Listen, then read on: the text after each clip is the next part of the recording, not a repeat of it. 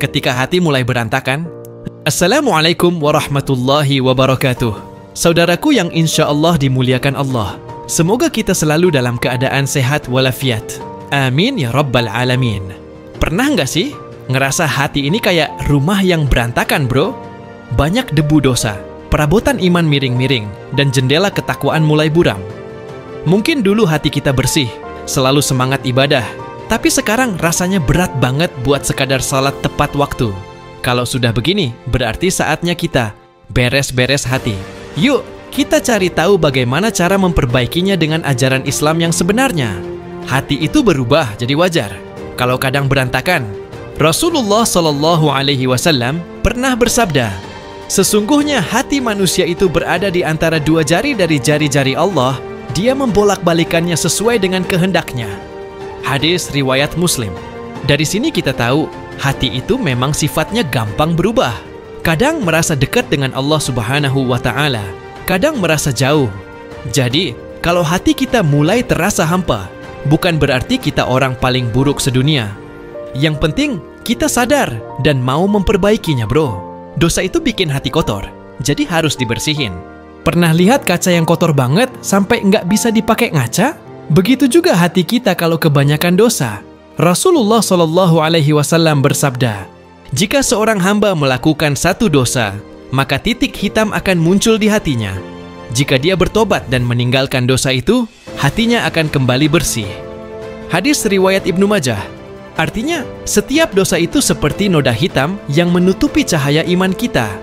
Kalau terlalu banyak, hati jadi gelap dan susah menerima kebaikan. Makanya, penting banget untuk selalu istighfar dan tobat supaya hati kita kinclong lagi. Jangan lupa, charge iman biar nggak lemot. Kita sering panik kalau HP lowbat, tapi kadang santai aja kalau iman lagi turun. Padahal, iman itu juga perlu di-charge biar nggak lemot dalam beribadah. Salah satu cara paling ampuh adalah dengan memperbanyak membaca Al-Quran. Allah Subhanahu wa Ta'ala berfirman, ingatlah, hanya dengan mengingat Allah hati menjadi tenang. Quran Surat Ar-Ra'd ayat 28. Jadi, kalau hati mulai gelisah, coba deh ambil Al-Quran, baca beberapa ayat, dan resapi maknanya. Insya Allah, hati kita bakal lebih adem, bro. Jaga lingkungan, jangan berteman dengan tukang rusak hati.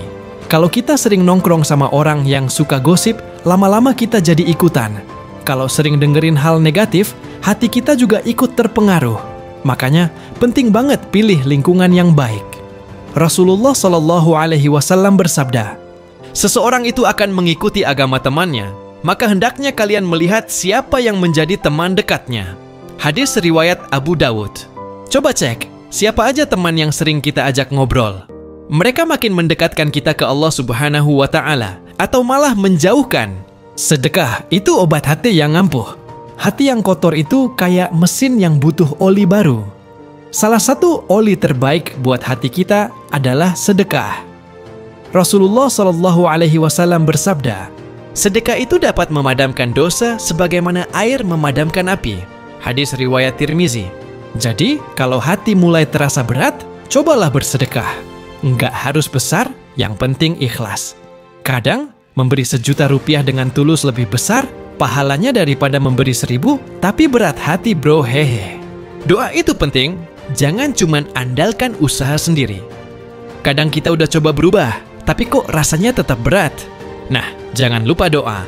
Rasulullah Shallallahu Alaihi Wasallam sering berdoa, wahai zat yang membolak-balikkan hati, teguhkanlah hatiku di atas agamamu. Hadis riwayat Tirmizi. Kalau Nabi aja masih berdoa supaya hatinya tetap teguh, apalagi kita yang sering bolak-balik niat ibadah. Jadi, jangan ragu buat sering-sering minta pertolongan Allah Subhanahu wa Ta'ala. Jangan menyerah, perubahan itu butuh proses. Jangan buru-buru nyerah kalau merasa masih belum sempurna dalam memperbaiki hati. Iman itu naik turun, yang penting kita terus berusaha. Allah Subhanahu wa Ta'ala berfirman, dan orang-orang yang bersungguh-sungguh di jalan kami, pasti akan kami tunjukkan kepada mereka jalan-jalan kami. Quran Surat Al-Ankabut ayat 69. Artinya, kalau kita serius mau berubah, Allah Subhanahu wa Ta'ala pasti kasih jalan. Kadang jalannya nggak instan, Tapi setiap langkah kecil kita menuju kebaikan itu sangat berharga, bro. Kesimpulan, yuk mulai berbenah hati. Hati yang bersih bukan berarti tidak pernah kotor, tetapi hati yang selalu mau dibersihkan. Setiap orang pasti pernah merasa jauh dari Allah Subhanahu wa Ta'ala, merasa malas beribadah, atau bahkan terjebak dalam dosa. Tapi yang membedakan adalah apakah kita berusaha bangkit atau justru membiarkan hati semakin tenggelam dalam kegelapan. Islam mengajarkan bahwa pintu taubat selalu terbuka selama kita masih diberi kesempatan hidup. Kalau hari ini hati kita terasa berat, jangan biarkan terlalu lama. Jangan sampai kita menunda-nunda perbaikan, karena hati yang dibiarkan kotor bisa semakin sulit diperbaiki. Mulailah dari hal kecil, perbanyak istighfar, luangkan waktu untuk membaca Al-Quran, dan cobalah memperbaiki kebiasaan yang buruk. Allah Subhanahu wa Ta'ala tidak meminta kita menjadi sempurna dalam sekejap. Yang penting adalah terus berusaha mendekat kepadanya sedikit demi sedikit. Sama seperti HP yang bisa diriset ulang ke setelan pabrik, hati juga bisa diperbarui. Cara riset hati adalah dengan taubat yang tulus. Tidak ada dosa yang terlalu besar jika kita benar-benar ingin berubah. Rasulullah SAW bersabda bahwa Allah Subhanahu wa Ta'ala lebih senang dengan taubat seorang hamba dibanding seorang musafir yang menemukan kembali untanya yang hilang di padang pasir. Bayangkan betapa besar kasih sayangnya kepada kita, bro. Jangan takut gagal dalam memperbaiki diri. Iman memang naik turun, tapi selama kita masih berusaha, itu sudah menjadi langkah yang berharga.